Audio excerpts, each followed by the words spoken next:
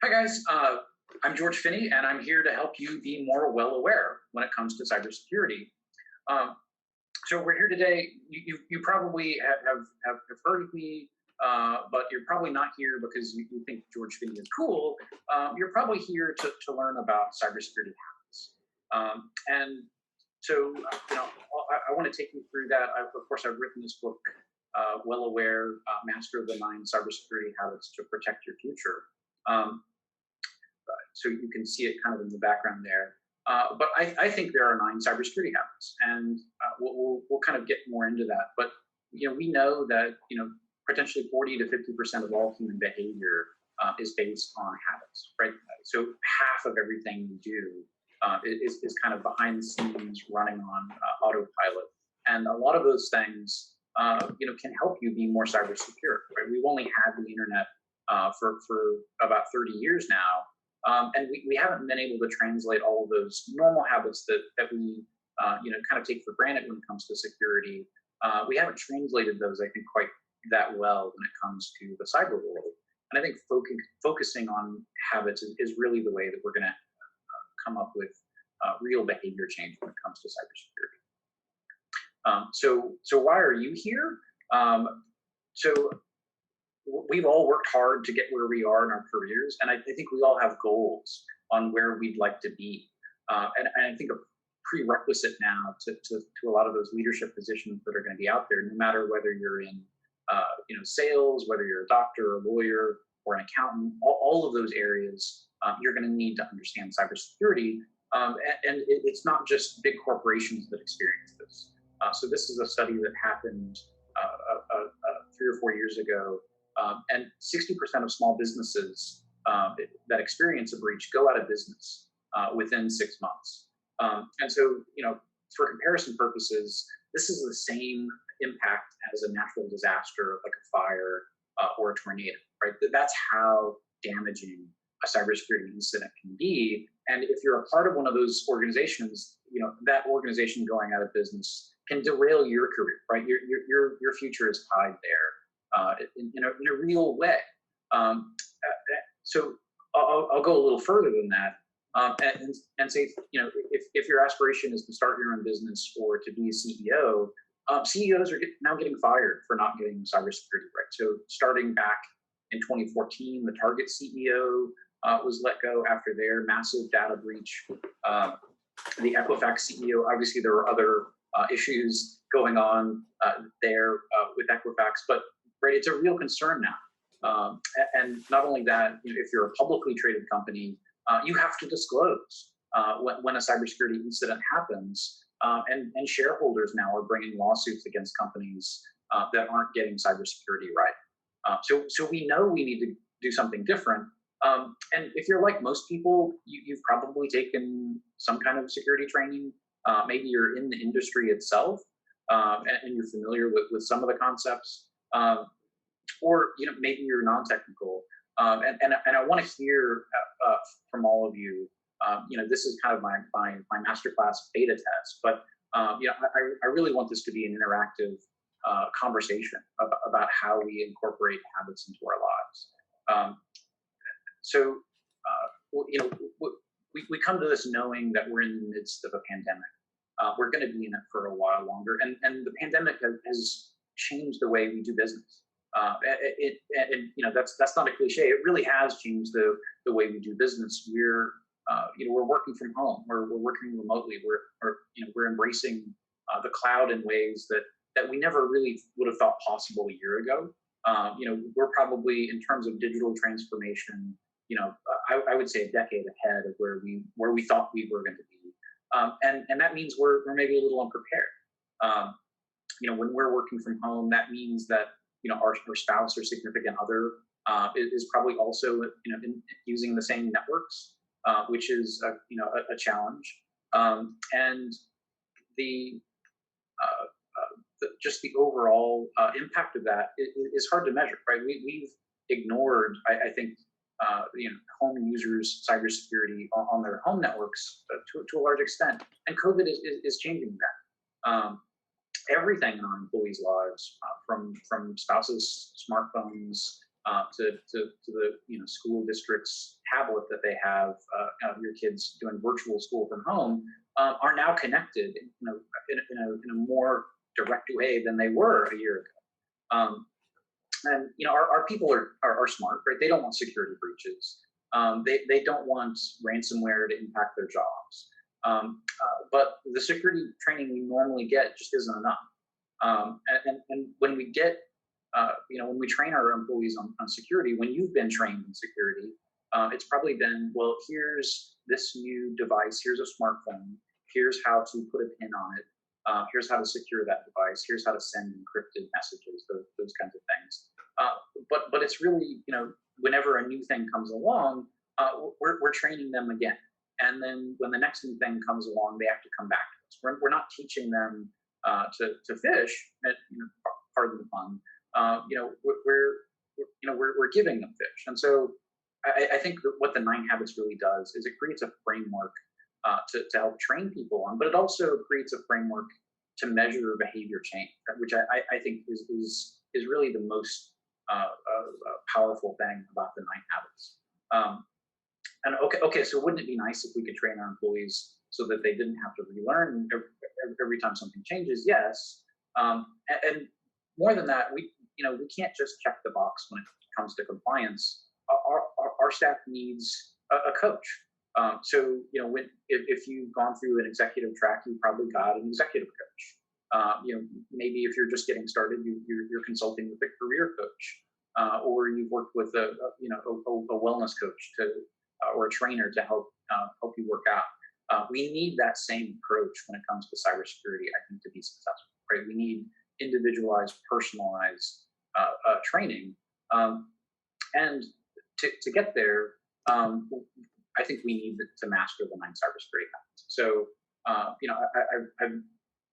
to make really a significant difference when it comes to cybersecurity behavior change, again, 40%, 50% of people's behavior is habits. We have to look at habits. And I don't think there's just one cybersecurity habit. It's not one monolithic thing that we can tap into. It's actually 9 different things. And so as I wrote the book, it took about 3 years of research and reading to discover these. But I think the neuroscience and the psychology that I came across kind of backs all of these habits up. So I think there are specific parts of your brain that are lighting up when you're being skeptical or vigilant, or when you're using deception. Right? They're very real structures that underlie all of these 9 habits, and I think we need to understand them. And so this is the introductory class to the 9 habits. We're talking in general. So in subsequent weeks we'll talk about the specific habits themselves. Kind of the research that underlies them. You'll hear some stories that maybe didn't get to go in the book. And I think again where I want to focus is once we understand the habits, we want to really dive down into the details of how you can incorporate the habits into your life. So that's the one thing that I can't give you is a recipe for how to do everything in your life. And so when we there's this movement in the 1950s in psychology. So up until that point, really people had, when you think of Freud or Jung, they studied diseased people, right? Folks with problems that they needed to kind of solve. And there was this realization, really starting with Maslow, where he realized, well, we can't necessarily just study, diseased people in order to help make them healthy. We have to study healthy people and what their behaviors or traits or habits are in order to help emulate those things. And that's how books like Stephen Covey's The 7 Habits came about. There's this whole additional movement for positive psychology. But I would argue we're really in the same place when it comes to cybersecurity. Right? All of the study we do today it is about what companies did wrong. Well, how do we avoid those data breaches? Right? We want to learn those lessons, and those are valuable lessons to learn. But to really improve, we've got to study what successful people do. this is a challenge in particular in the security industry because we like to kind of play our cards close to the vest. We've heard before that that loose lips sink ships, and we don't want to do those things. We're also covered by NDAs. We don't want to embarrass the companies that we work for. We also don't want to put a target on the companies we work for's back. But again, all of our companies, now are connected in a way that we weren't a year ago. And so I think we need to improve collectively as a whole. To borrow another cliche, a rising tide raises all ships. So in Wellaware, I look at some of the most important leaders making a difference in the cybersecurity world today, and I tell their stories. This isn't about necessarily me, George, having all the answers. I want to look to study those successful folks and learn their common traits to learn to emulate. Along the way, I looked at the psychology and neuroscience behind what makes these habits work, which helps us how, in turn, we can understand our own behaviors. And so, as you think about your own life, I want to hear, well, this habit is really important to me. This is the one that I want to focus on. And then I want to help understand, and work with you on how to connect those habits to maybe existing habits that you were already aware of, or how to build those new habits into your life and how to make space, right? So if you've heard the advice, if you want to start running, wear your exercise clothes to bed and have your shoe right next to the bed so you can just hop up and go. We want to eliminate all the obstacles that are there and help set you up for success. But we want to do that one step at a time. So of the 9 habits, I'll kind of talk through each one. I think really the foundation of the 9 habits is literacy. You have to have a good foundation in order to set all of the other habits up. And what you need to know, it changes from person to person. So I think a lot of security folks have this tendency to, it's called the curse of knowledge, but we try to turn other people into cybersecurity people, not better, more secure versions of themselves. So a CFO doesn't necessarily have to be a security practitioner to incorporate good cybersecurity habits into their daily practice. But what you do need to know is you need to know enough about yourself. So in a company that might start with a risk register. For an individual, you might just want to know what devices you have, what software is installed, where your important data is, and how you're protecting it. But whoever you are, right, that foundation starts with literacy, so that you can find out, you can know what you need to know when you need to know it, right, just at the right time. So I call this technique, and we'll talk more about this, I call it tactical literacy. And so, taking the next step, we know fear is a challenge. Fear shuts people's ability to learn down. So, one big part of literacy is that we have to not be afraid. And creating that safe environment for learning enables our teams, our companies to flourish and to continue learning, and it really, in order to change your behaviors, you have to be in a safe environment. Skepticism, right? If you once you start reading, don't believe everything you read. In the book, I talk a little bit about fake news and how to spot it. But there is a real tendency, I think, in security to be cynical, and we can't fall victim to that trap.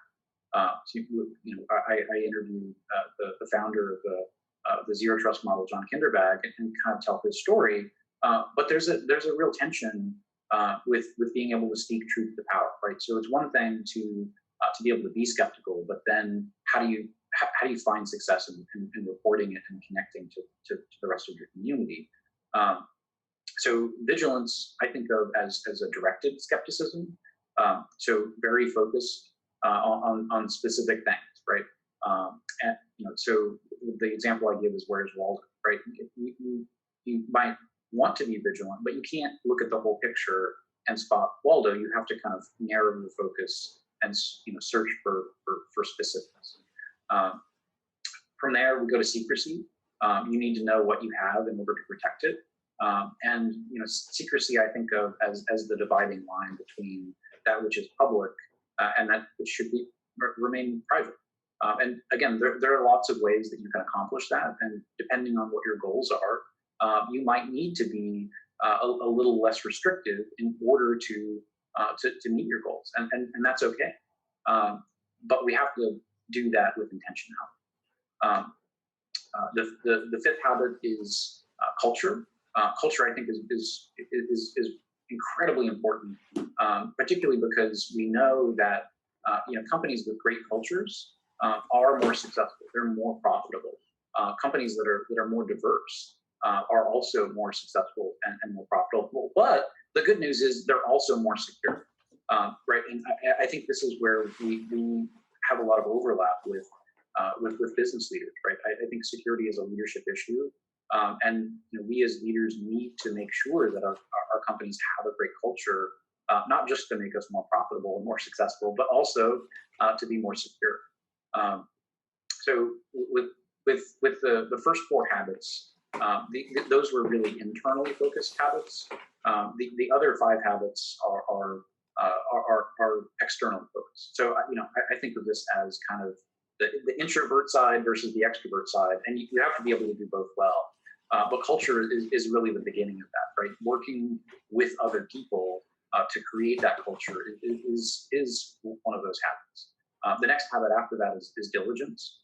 You have to have plans in place in order to have everyone seamlessly work together. Community, I think participating in security communities is incredibly important. Even if it's something as simple as the Nextdoor app or the Ring camera app, right? They tell you when crimes have happened in your area. You can get to know your neighbors a little better and hopefully improve the security of the communities along the way. And once you start participating in a community, you start sharing information. You need to know what it is that you're sharing and what it is that you're leaking. So the eighth habit is mirroring. You want to be able to see yourself from the eyes of another person. It's a famous Aristotle quote. A friend's eyes are God's mirror. And what you take away from that is you can Google your own name. You can look at your social media profiles from a different perspective. You could do a pen test. All of those things are examples of mirroring. But you have to have that in order to kind of broaden your perspective and understand what other people are thinking and saying. And finally, the final habit, deception, is probably the most challenging habit. And our human minds don't like deception. So it's a challenge for us. But at the same time, it's one of the most effective ways to disrupt cybercrime-related activity.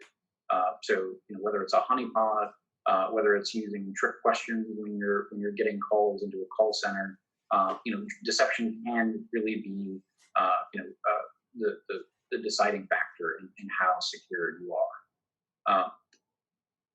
So to really set up the idea of the 9 habits, I tell a story. So some of you might have already read the book. Others might not have yet. So I apologize if I'm spoiling it a little bit.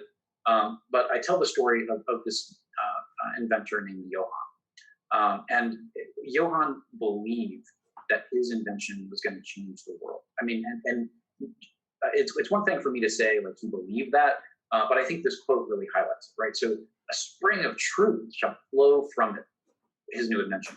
Like a new star, it shall scatter the darkness of ignorance and cause. I mean, this is not. I mean, his invention really did change the world because his name. This story, is incredible. But Johann, one of the greatest inventors of all time, his invention was stolen by a rogue insider, right? So, I tell this story. It's not a modern story. It's actually the story of Johann. Johann went to essentially a venture capitalist. He got some funding, and he hired an assistant to help him with the invention that he was working on, the printing press. It really did change the world. And just a couple of years later, they went to court. It appears that the assistant probably destroyed the documents that they formed in their partnership agreement. So Gutenberg had no evidence at trial to support him. And the venture capitalist essentially said, well, this wasn't a partnership. I was an investor. This was just a loan, and I want my $100,000 back. And since Gutenberg had the money, the court awarded him the company. And all of this, the trade secrets, the know-how that Gutenberg was pretty diligent about trying to keep his invention secret. Eventually, you saw it in use. You saw how it was packaged. His engineer, over a couple of years, was able to figure it out and was able to support it. But the company obviously went bankrupt because Gutenberg wasn't there to continue innovating, and every other imitator came along, saw the success of the invention, and copied. Right. So I want to start with I start with the 9 cybersecurity habits and talking about Johann Gutenberg, because this isn't a new issue. Technology really is just another word for a tool, and we have tools all the time. So it's how we use those tools. It's how we think about those tools. It's how we connect with other people and how and when we share information. So in the book, I start with the story of Gutenberg, and I say, well, we want to study successful cybersecurity leaders or security leaders in general. So what's the counterpoint to Gutenberg? Who can we look to as a similar inventor, and what did they do? I guess the reason I start off with Johann is so I can set up Edison. Now, you may have your feelings about Edison, but it's really kind of a night and day story, and not making a pun just because Edison invented the light bulb. Edison, he had a process. So what most people don't know about Edison, he had sold his first invention, very, very young. And started this company. He bought a bunch of land out in Menlo Park, not California, the other Menlo Park. And so he isolated himself. He had a group of really seasoned, talented engineers that he started working with when he hired them. But he grew the company really quickly because of his success. And he was able to keep the company secure because of the way he organized the company himself, because of the procedures that they put in for auditing and control. He reduced the incentives for the employees to steal the inventions and go away by giving, he was kind of the pioneer of giving stock options. So in a lot of ways, we can look to Edison as kind of our inspirational story on how we can think about, a global perspective on securing our information, our companies, our communities.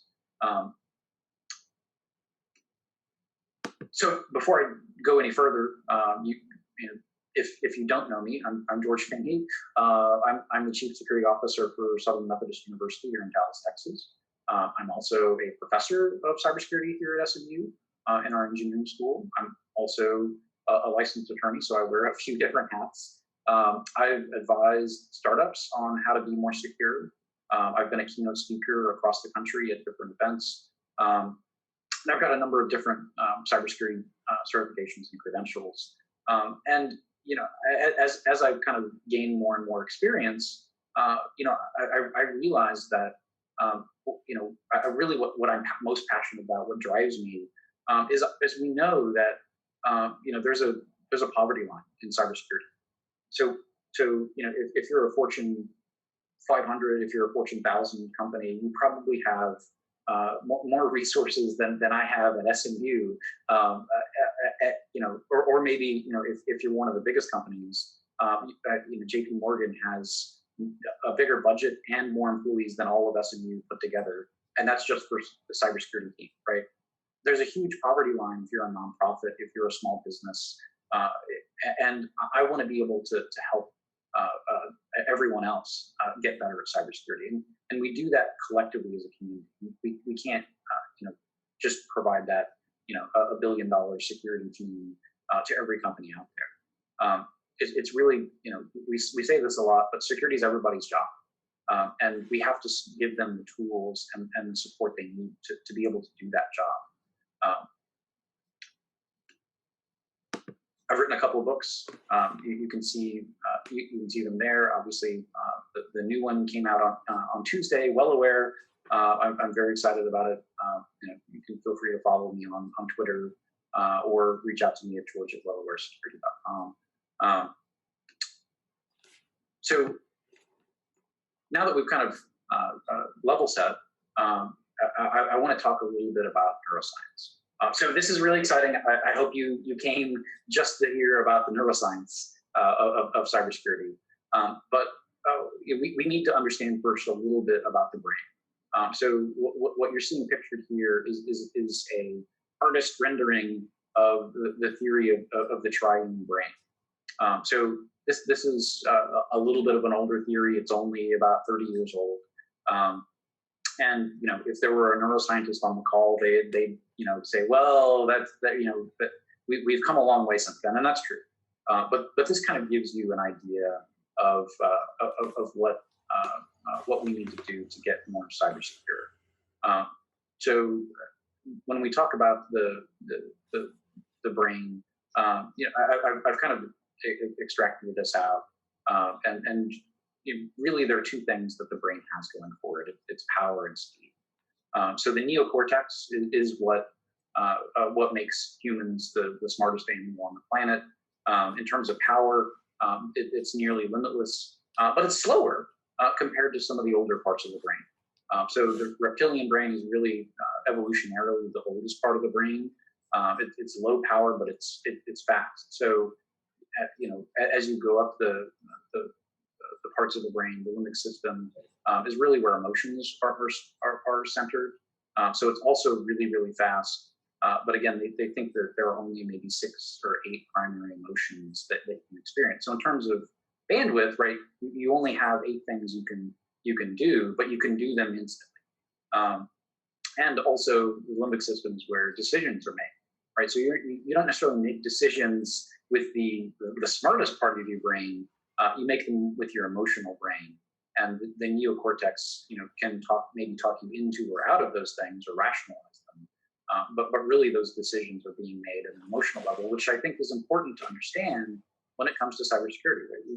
We can reason out a lot of the things that we do, but there are these older underlying systems that kind of throw what appears to be randomness into the mix, right? People are unpredictable, but it's not. It's really about emotions.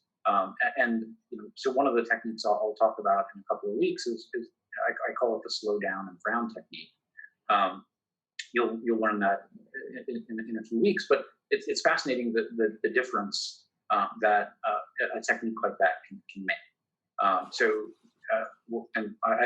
No spoilers. I'll give it away in a couple of weeks.